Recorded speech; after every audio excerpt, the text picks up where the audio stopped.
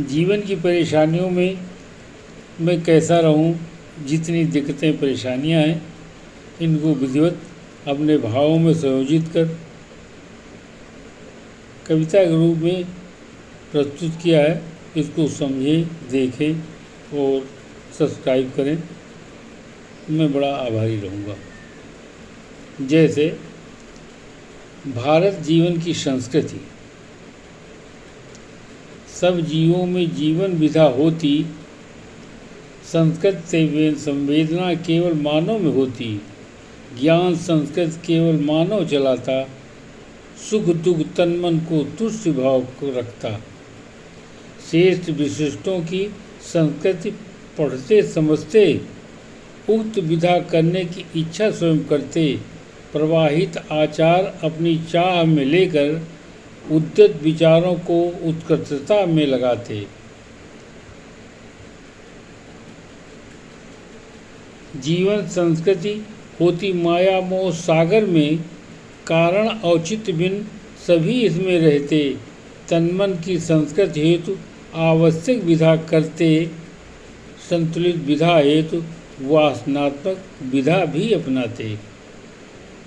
जीव संचरण हेतु पति पत्नी संसर्ग करके, तन्मन संघर्ष से अनुचारित विधा पा जाते, मानव इच्छित चाह की पूर्ति करने के लिए विविध संस्कृत की कृतिवत भी करते।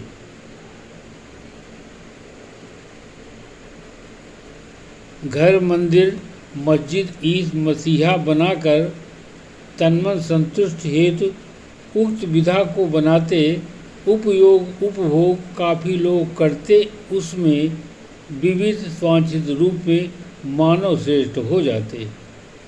दस्तित विधा में जो चाह होती अपेक्षित अंतर संस्कृत भाव को वो समझ नहीं पाते। प्रधानमंत्री, राष्ट्रपति, श्रेष्ठ विशिष्ट न्यायाधीश अपेक्षित चाह में विशिष्ट भाव में बदल जाते।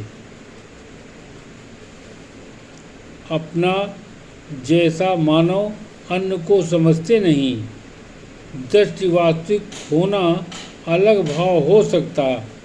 भारतीय संस्कृत के भावों में श्रेष्ठता होती, कुछ चमत्कारी ऐसी विधा को अपना लेता।